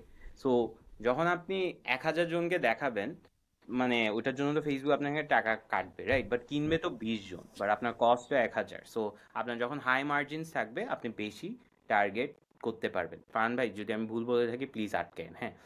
সেকেন্ড হচ্ছে স্টার প্রোডাক্টটার পেইন পয়েন্টস থাকতে হবে। পেইন পয়েন্টস মানে কি, পেইন পয়েন্টস কেন? কারণ পেইন পয়েন্টস গুলার দেখেই মানুষ কিনে। সো ধরেন আপনি দেখবেন, যেরকম আপনার ফ্রাইডেতে একটা ছিল হচ্ছে হাইট, জুতার নিচে হাইট বাড়ানোর যেটা হ্যাঁ, প্রোডাক্ট ছিল, জুতার নিচে দিবেন যে কোনো জুতায় আপনার একটু লম্বা লাগবে, যেটা আমার ইউজ করা উচিত। সেকেন্ড হচ্ছে ব্যাক পেইন সবাই আছে। সো আপনি ডিরেক্ট পেইন্টসগুলো যখন অ্যাডে দেখাবেন, ওই অ্যাডটার কনভার্সন রেটস খুব ভালো হয়ে যাবে। যেরকম আমরা ম্যাট কফিতে যেটা অনেক দেখাইতাম আগে হচ্ছে ওয়াশের পর সেম থাকবে, বিকজ এটা একটা খুবই বড় একটা পেইন পয়েন্ট, যে ওয়াশের পর কাপড় সেম থাকে না। এখন প্রোডাক্টটার কি থাকতে হবে? প্রোডাক্টটা একটা আমব্রেলার নিচে থাকতে হবে। আপনি ধরেন একটা জাস্ট ব্যাক পেইন ওয়ালা প্রোডাক্ট তো একটাই। আবার ব্যাক পেইন অনেকভাবে সলভ করা যায়। ধরেন একটা ক্রিম আছে, রাইট? ক্রিমওয়ালা প্রোডাক্টস আছে, আপনি সিটের সাথে কভার আছে। বাট আপনার প্রোডাক্টটা যদি জাস্ট ওইটার বেসিসে না হলে একটা আমব্রেলা অফ প্রবলেমস সলভ করে, তাইলে এটা খুবই একটা ভালো আমব্রেলা নিশের মধ্যে পড়ে। এক্সাম্পল দিই, সো বাংলাদেশে একটা কোম্পানি আছে যেটা থেকে আমি অনেক শপিং করি, সেটা হচ্ছে BD shop. So BD shop hmm, সবাই কিন্তু টেক প্রোডাক্টস বেচে, রাইট? বিডি শপ খুবই ইন্টারেস্টিংলি ওদেরকে একটা ইউটিউবার স্ল্যাশ কন্টেন্ট ক্রিয়েটর নিশে ফেলছে। সো আপনি যদি ওদের সাইটে যান, দেখেন মাইক্রোফোন, ট্রাইপড, এইসব জিনিস বেচতেছে। ওয়াইফাই, কারেন্ট চলে গেলে ওয়াইফাই তাও চলবে, এটার ব্যাকআপ। সো ওরা কিন্তু বেচতেছে ঠিকই সেম প্রোডাক্টস, বাট খুবই আমব্রেলা ওয়ালা একটা নিশে প্রোডাক্টটা পুশ করতেছে। তো আমি যখন একটা ইউটিউবার স্ল্যাশ কন্টেন্ট ক্রিয়েটার, আমি যখনই আমার ট্রাইপড লাগে, আমার ফার্স্ট মাথায় আসে যাচ্ছে বিডি শপ। আমার যখন ব্যাটারি লাগতেছে, আমি বিডি শপ। সো একটা আমব্রেলা নিশে যখন আপনি সার্ভ করবেন, তখন ওইটার একটা ভ্যালিউ থাকবে, রাদার দেন জাস্ট বিইং আ ফেসবুক পেজে আমব্রেলাও বেচে একটা, ছাতাও বেচে একটা, গিটারও বেচে একটা। সো একটা একটা আমব্রেলা থাকলে আপনি তখন একটা ব্র্যান্ডও ক্রিয়েট করতে পারবেন যে এই কোম্পানিটা এটা সলভ করতেছে। একটা পেজ ছিল ফেসবুকে, ওরা পরে আই ডোন্ট থিঙ্ক কন্টিনিউ করছে। কেয়ারমি কি করতো, লিটারেলি পেইন পয়েন্টসই বেচতো। সো আপনার ধরেন হুম। এই যে শোল্ডার পেইন, সিট উঁচু করা, আপনার অফিসের ডেস্কে পায়ের নিচে পা রাখার স্ট্যান্ড, সো খুবই স্পেসিফিক পেইন পয়েন্টস গুলো ওরা সেল করতো। সো যখন আপনি একটা ইকম ব্র্যান্ড বানাবেন, মেক শিওর ওটা একটা আমব্রেলার নিশে থাকে। এরপর খালিদ ফারহানের কোর্স ইন 2 মিনিটস, বেসিক্যালি আপনি একটা ফেসবুক অ্যাড, একটা ভিডিও বানাবেন ওই প্রোডাক্টের, যেটা খুবই ভালো একটা হুক থাকবে, আর একটা ফটোশুট করবেন। ওই ভিডিও ভিউজ গুলোকে রিটার্গেট করে ফটোশুটটা দেখাবেন। তারপর একটা কিলার ল্যান্ডিং পেজ বানাবেন, যেটাতে অনেক অফার্স দিবেন, অনেক ডিটেলসে কথা বলবেন, অনেক ফ্রি ভ্যালিউ দিবেন। তারপর আপনি ক্যাশটা পাবেন, যেটা দিয়ে আপনি পার্টি করতে পারবেন। এখন আমি তো এটা 2 মিনিটে বলছি, বাট এখন গুড হুকের একটা 1 ঘন্টার এপিসোড হইতে পারে, ফটোশুটের একটা 1 ঘন্টা এপিসোড হইতে পারে, ল্যান্ডিং পেজের একটা ক্রেজি এপিসোড হইতে পারে। সো আমি জাস্ট এখানে লিখে দিচ্ছি, সাবরি সুবিনা, ওর নাম ভুলে যাই আমি বানানটা খালি। সাবরি সুবির একটা ইউটিউব ভিডিও আছে, ওটা দেখবেন। আমি কমেন্টে পরে দিয়ে দিব, ওই চ্যানেলটা ফলো করবেন, তাইলেই আপনার ল্যান্ডিং পেজ কিভাবে বানাইতে হয় বুঝে যাবেন। তো এটা ছিল আমার 2 মিনিটের বিডি ইকম প্লেবুক। কেমন লাগছে বলো? নাইস। খুবই সুন্দর একটা একটা এক্সাম্পল দাও। মনে করো যে তুমি কিছু একটা এই প্লেবুক ফলো করে তুমি একটা বিজনেস লঞ্চ করবা। হ্যাঁ। এক্সাম্পল দাও, কি বিজনেস, কি পেইন পয়েন্ট, কি লঞ্চ তো করতেছো? আমরা আমার একটা পরিচিত মানুষ করতো, যে হচ্ছে শেপ, আপনি শেপের ব্যাপারে শুনছেন, যে হচ্ছে হ্যাঁ। লন্ড্রি আন্ডার গার্মেন্টস ব্যাচে, রাইট? তো ওরা মেয়েদের কিন্তু কি একটা পেইন পয়েন্ট সলভ করতেছে, হুইচ ইজ মেয়েরা যখন লন্ড্রির শপিং এ যায়, ব্রা শপিং এ যায়, ওটা খুবই ইনকনভিনিয়েন্ট। সো ওরা ওইটা অনলাইনে ভালো দামে বেচতেছে। So high margin products number one. Second হচ্ছে ওরা জাস্ট লন্ড্রির প্রোডাক্টসও বেচছে না, হাইজিন প্রোডাক্টসও বেচতেছে। সো মেয়েদের হাইজিন প্রবলেমস থাকে, ওটা বেচতেছে। সো একটা আমব্রেলা অফ প্রোডাক্টস হয়ে গেল। আপনি, you are also an umbrella of products, কিন্তু আপনি you're giving ways to make money, and not just hmm. video editing. You're giving multiple sources of it. So passive journal is an umbrella of products, which is why it works and margins 500 টাকার বেশি। Prove my goat concept it. wrong. True. এই মার্জিনের ব্যাপারটা খুবই critical. এটা অনেক মানুষ বুঝে না। অনেক মানুষ ভাবে যে আমি 500 টাকা দিয়ে একটা জিনিস ইম্পোর্ট করছি বা কিনছি অমুক বাজার থেকে, আমি 600 টাকা এটা বেচা শুরু করতে পারবো। ওভাবে আপনার অনেক সময় ক্যাশ অন ডেলিভারিতে অনেক সময় বুঝে না মানুষ যে লস হচ্ছে। আবার অনেক সময় দেখা যায় ইনিশিয়াল ট্র্যাকশনের কারণে শুরুর দিকে অ্যাড পারফরমেন্স ভালো হওয়ার কারণে অনেকে বুঝে না যে আসলে যে ওভাবে বিজনেস চলবে না। কারণ যতদিন যাবে আপনার অ্যাড কস্ট বাড়বে, কাস্টমার অ্যাকুইজিশন কস্ট বাড়বে, এবং ডেলিভারি সার্ভিস হ্যান ত্যান, রিটার্ন আসলে ওইটা সব মিলাইলে এনাফ মার্জিন যদি না থাকে আপনার কখনোই বিজনেস বড় হবে না। সো আমি ইয়া, এরকম ট্রু। প্লে বুকস বানাচ্ছি অনেকগুলা, যেরকম আরেকটা প্লে বুক বানানোর চিন্তা করছি, যেটা আমি লিস্টও করছি, হচ্ছে হিডেন কস্ট প্লে বুক। সো কি কি হিডেন কস্ট থাকে একটা বিজনেসে, যেরকম সিওডি বললেন, রাইট? অনেক অনেক বিজনেস আমি দেখছি, ওরা সিওডি তে যে 1% কুরিয়ার কেটে ফেলে, এটা ওরা দেখেই না। সো ওরা দেখে না যে অনলাইনে পে করে ফেললে যে কস্টটা বাঁচে, ওইটা ওরা দেখে না। প্লাস সিওডি তে কিন্তু রিটার্নস অনেক হয় আপনার, হুম। যখন অনলাইন পেমেন্টে রিটার্নস কমে যায়। সো এটা নিয়ে একটা, আরো যে এমপ্লয়িরা টিস্যু কত ইউজ করে, এটাও একটা কস্ট যেটা কেউ রিয়েলাইজ করে না। মানে কথার কথা বলতেছি আর কি। সো ইয়েস, এই নাইস। প্লেবুকটা কি ভাই আমরা বেচতে পারবো? অবশ্যই আমি শিওর আপনারা যারা প্লেবুকটা কিনতে আগ্রহী আপনারা আফিনের সাথে যোগাযোগ করুন ওর পেজে, যে এনাফ মানুষ যোগাযোগ করলে আমাকে আমাদের পরের এপিসোডে জানাবে, আমরা ওটাকে আর একটা ইনস্টিটিউশনালাইজ মার্জিন টার্জিন বাড়ায় কোনো একটা ব্যবস্থা। ইয়েস, ওকে, ওকে। তুমি কি তুমি কি টেলিগ্রাম ইউজ করো? না, বাট আছে আর কি। তাহলে তুমি টেলিগ্রামের পর্ন সাথে কেমন কোথায় যেন দেখো? অ্যাসোসিয়েশন চলে আসে, বুঝছেন? কোন গ্রুপ টুপে আর যাই দেখি। টেলিগ্রাম কিসের জন্য জানি নামাইছিলাম। গাইস প্লিজ, আমি উল্টাপাল্টা কিছু জাস্ট টেস্ট করার জন্য। সো টেলিগ্রাম বাংলাদেশে মেইনলি ইউজ হয় পর্ন ডিস্ট্রিবিউশন অ্যান্ড পাইরেসি, এই দুইটা কারণে মেইনলি ইউজ হয়। এছাড়া আমার মনে হয় না টেলিগ্রাম আর মেজরলি। টেলিগ্রাম হইল, সো যদি আপনি, সো গুলশান বনানীর জন্য যেটা ডিসকর্ড, বাংলাদেশের বেশিরভাগ অঞ্চলের জন্য ওটা টেলিগ্রাম। আপনি এভাবে চিন্তা করতে পারেন যারা টেলিগ্রাম চিনেন না। তো ইট বেসিক্যালি হ্যাঁ, একই রকম জিনিস, যদিও ডিসকর্ড মেনলি স্ট্রিমিং এর জন্য বানানো হয়েছিল, টেলিগ্রাম ফাইল শেয়ারিং এর জন্য। আপনার তো ভিডিও যদি টেলিগ্রামে পাওয়া যায়, it's scary, you should be worried. কোন ধরনের ভিডিও? কোর্স? এটাই এটাই এটাই। টেলিগ্রামে ওর ওকে, ভিডিও দেখছো, কেউ বললে কি যে টেলিগ্রামে, তো ইটস আ প্রবলেম। হ্যাঁ, কেন তোমার জিজ্ঞেস করছেন? এক লোক পাভেল দুরভ, রাশিয়ান, উনি 2000 উনি 2001 বা 2 এরকম সময় রাশিয়ায়, ওনার জন্ম, বেড়ে ওঠা রাশিয়ায়, টেক অন্টারপ্রেনার। সো উনি রাশিয়ায় একটা অ্যাপ বানাইছিল, যেই অ্যাপের কাজ ছিল অনেকটা টেলিগ্রামের মতোই, যে এনক্রিপ্টেড মেসেজ আদান প্রদান। আমি যাকে মেসেজ পাঠাচ্ছি সে শুধু দেখতে পারবে, সে ছাড়া আর কেউ দেখতে পারবে না, ইভেন প্ল্যাটফর্ম নিজেও দেখতে পারবে না, টেলিগ্রাম নিজেও দেখতে পারবে না, এই এনক্রিপ্টেড মেসেজ আদান প্রদান। সো এটা সে রাশিয়ায় বানাইছিল। বানানোর কিছুদিন পর দেখা গেল যে রাশিয়ায় পুতিন বিরোধীরা, সো অ্যান্টি গভর্নমেন্ট যারা, তারা এই প্ল্যাটফর্ম ইউজ করতেছে, এই অ্যাপ ইউজ করতেছে নিজেদের মধ্যে মেসেজের জন্য, নিজেদের ওই যে সংগঠিত করার জন্য, প্রোটেস্ট অর্গানাইজ করার জন্য। তো এরপরে রাশিয়ান গভর্নমেন্ট ওনাকে ধরে বলে যে এটা কি বানাইছস, এটা এগুলো বন্ধ। তো তখন সে বলে যে না, এটা তো বন্ধ করা যাবে না, এটা আমি বানাইছি অনেক শখ করে। তার বিষয়ে ব্যাক অ্যান্ড ফোর্থ হইতে থাকে রাশিয়ান গভর্নমেন্টের সাথে। শেষ পর্যন্ত ওকে কি কি হুমকি ধামকি দিছে এটা তো আমরা জানি না, বাট শেষ পর্যন্ত ও রাশিয়ায় পুতিনের সাপোর্টার, ধরো রাশিয়ার সালমান এফ রহমান টাইপ কারো কাছে ওটা বেচে দেয়, বেচে দিতে বাধ্য হয় আর কি। রাশিয়ার গভর্নমেন্ট ওকে মেইনলি বলে যে বেচে দিতে হবে এটা। তো এটা বেচে দেয়, বেচে দেওয়ার পর ও কোনো একটা অজানা কারণে ওকে রাশিয়া থেকে চলে যেতে হয়। তো ও তারপর রাশিয়া থেকে চলে যায়, দুবাইয়ে সেটেল হয় 2004 সালের দিকে। দুবাইয়ে সেটেল হয় এবং ফ্রেঞ্চ সিটিজেনশিপও পায়, সম্ভবত ফ্রেঞ্চ সিটিজেন হয়। তো 2006 সালে, 2004 দুবাইয়ে সেটেল হইলো। সেটেল হওয়ার পরে 2-1 বছরও কিছু করে না টরে না। তারপরে 2006 সালে ওর মনে হয় আবার কিছু একটা করা উচিত। ও এবার একটা অ্যাপ বানায়, যে অ্যাপের কাজ এক্স্যাক্টলি সেম, যে মেসেজ আদান প্রদান এনক্রিপ্টেড। এবার এটা নাম দেওয়া হয় টেলিগ্রাম। সো এই হইল গিয়া টেলিগ্রামের শুরু। তো এরপরে টেলিগ্রাম নিয়েও সিমিলার কাহিনী শুরু হয়, বাট এখন যেহেতু ইউরোপে চলে আসছে, মানে থাকে দুবাই, বাট কোম্পানি সম্ভবত ফ্রান্সের বা এরকম কোনো একটা, আমি এক্সাক্ট জানি না, আপনার গুগল করে নিন। বাট মেইনলি ইউরোপিয়ান, এখন টেলিগ্রাম সব দেশে অ্যাভেলেবল মোটামুটি। সো যেই দেশে অ্যাভেলেবল সেই দেশের ল অ্যাবাইড করতে হয় ওই প্ল্যাটফর্মকে, এটা নিয়ম। So, যেমন ধরেন এই কারণে জুনায়দ আহমেদ পলক ফেসবুক যখন বাংলাদেশের কথা শুনে না, তখন রাগ হয়, কারণ নিয়ম হইল গিয়া যে যে দেশে আপনি প্ল্যাটফর্ম চালাতেছেন ওই দেশের রুল আপনার মানতে হবে, ল মানতে হবে। তো এই এই লোক তখন পুরো পৃথিবীতে উনি অপারেশন চালানো শুরু করে, টেলিগ্রাম চলতেছে চলতেছে, এবং কিছুদিন পরে কনসার্ন শুরু হয় যে এই যে ধরো sex trafficking, pornography, child pornography, piracy, হাবিজাবি যা যা ধরনের অপরাধ আছে ওগুলার আলাপ আলোচনা করার পারফেক্ট প্ল্যাটফর্ম হলো টেলিগ্রাম। যেহেতু সব কিছু এনক্রিপ্টেড থাকে, বেশ সেফ, ডিলেটও হয়ে যায় অনেকটা অটোমেটিক্যালি। সো সব মানে একদম পারফেক্ট। আমি যদি কোনো একটা ক্রাইম করতে চাই এবং আমার তোমার সাথে আলাপ করতে হয়, আমি তোমার সাথে অবশ্যই টেলিগ্রামে আলাপ করতে চাবো। তো আজকে টেলিগ্রামকে দিব।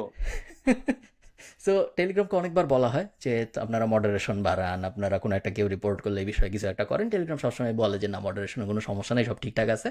অনেক অনেক অনেক অনেক কিছু বলা হয়, এবং শেষ পর্যন্ত গতকালকে, আজকে আমরা ভিডিও রেকর্ড করতেছি 26 আগস্ট, 25 আগস্টে টেলিগ্রামের এই যে ফাউন্ডার উনি অ্যারেস্ট হয়েছে ফ্রান্সে। ফ্রান্স এয়ারপোর্টে উনি প্রাইভেট জেট নিয়ে আরেক জায়গায় যাচ্ছিল। উনার নিজের প্রাইভেট জেট প্রথমে ফ্রান্স এয়ারপোর্টে আসছিল দুবাইয়ের থেকে, এরপরে উনি আরেক জায়গায় যাচ্ছিল, যাওয়ার পথে ওনাকে ফ্রেঞ্চ পুলিশ অ্যারেস্ট করে নিয়ে গেছে। তো এখন দেখো নিয়তি, রাশিয়া এখন বলতেছে ফ্রান্সকে যে এটা আমাদের একজন সিটিজেন যে ফ্রি স্পিচ প্রচার করার জন্য কাজ করছিল, তাকে আপনারা কিভাবে আটকাইলেন? এটা তো মানা যায় না, এটা ছেড়ে দিতে হবে। ফ্রেঞ্চ পুলিশ এখন পর্যন্ত কিছু বলে না, এই মুহূর্তে উনি ডিটেইনড। হ্যাঁ, বাট উনি বলতেছে আর যাই করেন আমাকে রাশিয়া পাঠাইয়েন না, বিকজ রাশিয়া পাইলে ওকে ডুবিয়ে দিবে। তো এই খুবই এই হলো গিয়া উনার কাহিনী। উনি একজন বিলিয়নিয়ার, বাট এই মুহূর্তে উনি জেলে। ওয়াও। বাট আমাদের অনেক বাংলাদেশি বিলিয়নিয়ারও জেলে এখন, বাট বিলিয়নিয়ারদের জন্য আরেক সময় ভালো না, অনেকদিন ধরে হ্যাঁ ভালো না। গত বছর আমরা দেখছি বিলিয়নিয়াররা সবাই পানিতে ডুবে যাচ্ছে, যে টাইটানিক দেখতে যেয়ে ডুবে গেল। তারপর আরেকটা কি জানি রিসেন্টলিও ডুবছে, ফ্রান্সেই বা হ্যাঁ, এরকম কোথাও, কি জানি তারপর দেখতে ওই যায়। ক্রিপ্টোর একটা কে জানি অ্যারেস্টেড হইলো। Right, right. অনেক। হ্যাঁ, স্যাম হ্যাঁ, ব্যাংকম্যান ফ্রিড অ্যারেস্ট হ্যাঁ, হইলো সাইমন। 1.5 বছর আগে। হ্যাঁ। সো বিলিয়নিয়ারদের সময় না, ভালো না। যেটা বলছি, স্পিকিং অফ প্ল্যাটফর্মস, আপনি বলছিলেন যে ফেসবুক, ইজ দিস ট্রু যে ফেসবুকের রুলস গুলো একটু কান্ট্রি ওয়াইড ওরা মেনে চলে, রুলস গুলো অ্যাবাইড করে চলে? বিকজ নাইলে কিন্তু ফেসবুকও সিমিলার প্রবলেমে ফেস করতো, রাইট? বিকজ আপনি যদি ইউএস দেখেন, আমাদের বাংলাদেশের ফেসবুকের ইউজ কেস দেখেন, অনেক কিছু কিন্তু মানে চাইলে গভর্নমেন্ট বন্ধ করে দিতে পারতো। সো হুম, ফেসবুক কিন্তু কান্ট্রি ওয়াইজ পার্টনারশিপ আমার মনে হয় করে। ইজ দিস ট্রু, অর আমি হইতে পারে অ্যাজিউমিং? করে। I am not sure. আমি মানে ফেসবুক বড় বড় ইন্টারন্যাশনাল বডির কথা তো শুনে, এটা শিওর। হ্যাঁ, কারণ এই যে হ্যাঁ, হ্যাঁ, ইউরোপিয়ান ইউনিয়নে যখন অ্যাড লগুলা, প্রাইভেসি লগুলো আসলো, তখন ফেসবুক আমাকে অপশন দিছিল, যেহেতু আমি ইউরোপে থাকি, যে আপনি কি টাকা দিবেন নাকি আপনার আমি অ্যাড দেখাবো। সো এরকম হ্যাঁ, অপশন সব ইউরোপের সব দেশের মানুষকে দেখানো হয়েছিল। এবং আমরা অনেকে যারা অ্যাড দেখতে চায় তারা অ্যাড দেখছে, যারা টাকা দিতে চায় তারা টাকা দিছে। 13.99 আমাদের এরকম কিছু একটা। সো ইউরোপিয়ান ইউনিয়ন বা আমেরিকান মার্কেটেরা যখন বড় বড় জিনিসপত্র করে, তখন আই থিঙ্ক ফেসবুক মানে। বাট এক্স্যাক্টলি মানে বলে বাংলাদেশের ব্যাপারে কোনো কেয়ার করে বলে আমার মনে হয় না। বাংলাদেশ কি বলে না বলে, আমার ধারণা মার্ক জাকারবার্গ বা ফেসবুকের ইম্পর্টেন্ট কেউ জানেই না যে নেই। বাংলাদেশের আইসিটি ডিভিশন থেকে ওনাদের কিছু একটা করতে বলা হয়েছিল।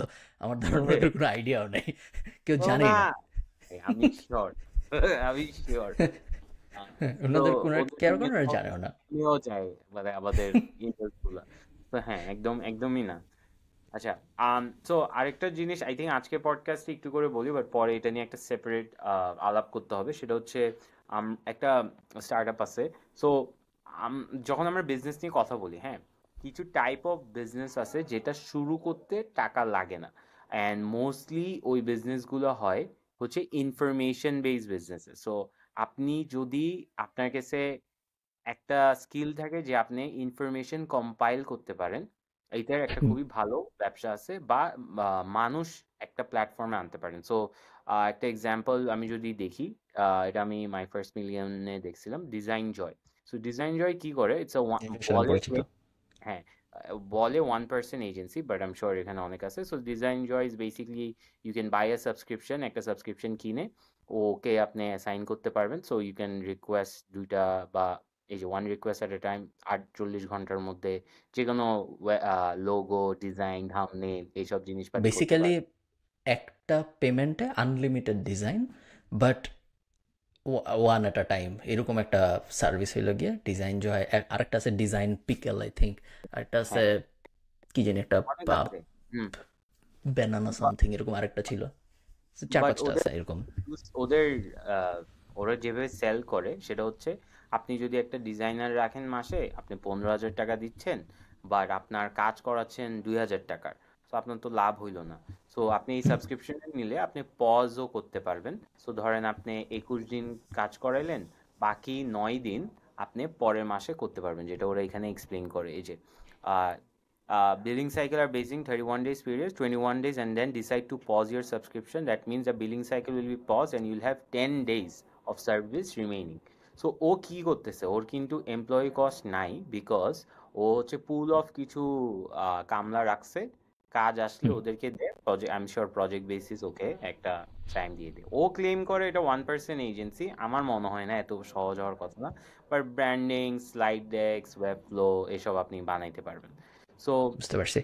এখন এটা আপনি কিভাবে রেপ্লিকেট করতে পারেন? আম, নাইস। এটা আপনি এবং আই থিঙ্ক রেপ্লিকেট করা পসিবল। আপনার যেটা করতে হবে, বাংলাদেশের মার্কেটে খুব ইজিলি পসিবল। তুমি যদি করতে চাও, আই থিঙ্ক তুমি পরের পডকাস্ট শুরু হওয়ার আগেই করতে পারো। তোমার এমন একটা জিনিস করতে হবে, সেটা হইলো তোমার ফার্স্টে 2-3টা ডিজাইনার হায়ার করতে হবে, অথবা বলতে হবে আমি আপনাদের কাজ দিব, আপনারা প্রস্তুত হন। তারপরে তোমার হয় ডিরেক্ট ব্র্যান্ডের কাছে যেতে হবে ডিএম করে, বা অ্যাড চালায় কোনো না কোনোভাবে ব্র্যান্ডের কাছে পৌঁছাইতে হবে। ব্র্যান্ডের যারা এই ধরনের ডিসিশন নেয় তাদের কাছে পৌঁছাতে হবে, যে বলতে হবে যে আপনি আমাকে মাসে 5,000 টাকা দিবেন, তার বদলে আমি আপনাকে আনলিমিটেড ডিজাইন দিব। আপনার পেজের সব কিছু, আপনার পেজের জন্য যত ডিজাইন লাগে, আপনার ইউটিউব থাম্বনেইলের জন্য যত ডিজাইন, সব কিছু ফর 5,000 টাকা। সো বুফে টাইপ, একবার পেমেন্ট দিবেন, আনলিমিটেড ডিজাইন। বাট একটা ডিজাইনের মধ্যে আরেকটা ডিজাইন দিতে পারবে না, ওটা ডেলিভারি দেওয়া পর্যন্ত ওয়েট করতে হবে। সো এক একটার সাইকেল হয়তো হবে 48 ঘন্টা, রিভিশন ইনক্লুডেড থাকলে হয়তো হতে পারে 3 দিন এরকম। সো রিয়েলিস্টিক্যালি একজন প্রথম মাসে অনেক বেশি হয়তো অর্ডার দেবে, বাট ইভেনচুয়ালি 2-3 মাস পরে যে দেখা যাবে যে সে মাসে 4টা 5টা 6টা 7টার বেশি অর্ডার দিচ্ছে না। এবং যখন দেখা যাবে যে সে 4টা 5টা 7টার বেশি অর্ডার দিচ্ছে না, তখন ওই ইকোনমিটা মেক সেন্স করা শুরু করবে আপনার জন্য, এবং আপনার ওই 3টা ফুল টাইম গ্রাফিক ডিজাইনারের জন্য আপনার খরচ হবে হয়তো 50,000 টাকা বা 60,000 টাকা। একজনকে 20,000 টাকা স্যালারি যদি আপনি দেন, যদি ফুল টাইম হয়, ভার্সেস আপনি হয়তো ইজিলি 30টা 40টা ব্র্যান্ডের সাথে কাজ করতে পারবেন, যারা প্রত্যেকে ওনাদেরকে অকুপাই রাখবে, এবং আমার ধারণা 30-40% মার্জিন ইজিলি থাকবে।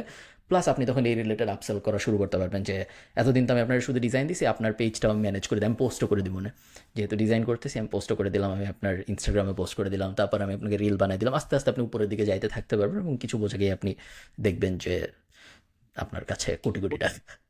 মালিক। But I feel like back end এ এটার management will be very critical, because আপনার ইন্ডিভিজুয়ালি অনেক ডিজাইনার গুলোর সাথে ডিল করতে হবে, and anyone who has worked with designers or editors knows it's very hectic.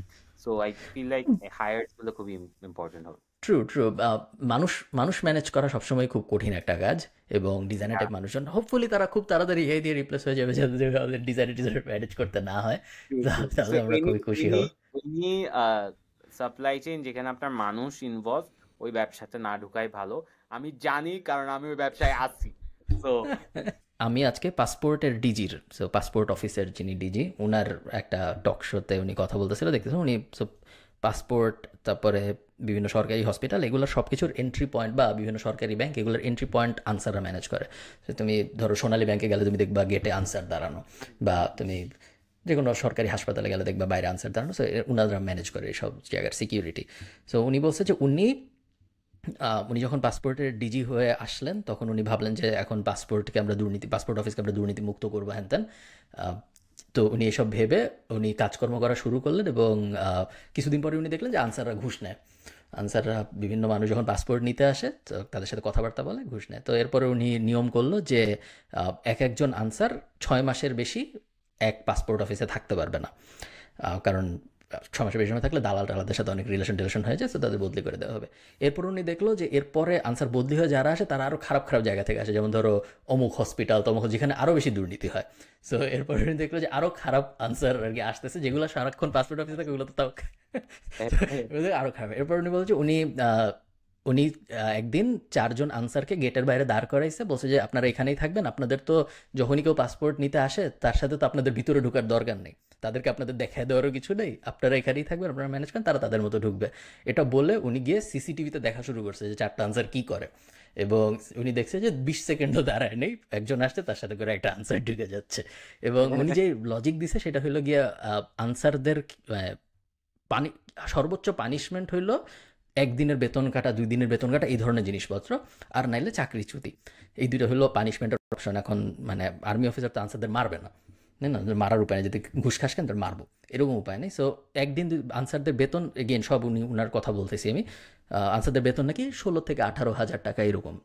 So 1 দিন 2 দিনের বেতন যখন কাটা হয়, ট্রেড অফটা ফাইন্যান্সিয়ালি নাম্বারে, মানে ওনার যে ইনকাম, লাভের পোটেনশিয়াল ক্ষতির পোটেনশিয়াল থেকে অনেক বেশি। সো আমারও যদি স্যালারি না পেয়ে এটা ফুল টাইম করলে ইট মেক্স মোর সেন্স। আমি যদি তোমাকে পাসপোর্ট থেকে অফিসে ঘুষ নিতে পারি, আমার 3,000 টাকা লাভ হবে, যদি আমি ধরা খাই তাহলে আমার 500 টাকা লস, কারণ আমার একদিনের বেতন কাটা যাবে। সো আমি যদি এটা লজিক্যালি বিজনেস ওয়াইজ চিন্তা করি, আমার ঘুষ নেওয়ার চেষ্টা করাটা অনেক বেশি লজিক্যাল, কারণ তাহলে আমার ইনকামের চান্স অনেক বেশি।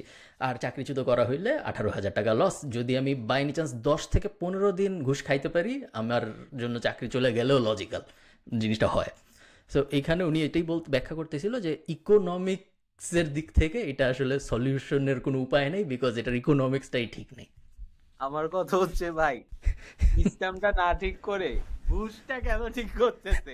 হোয়াট ইফ প্রসেসটা এমনই হইতো যে ঘুষ দেয়া লাগতো না, তাইলে কি হইতো?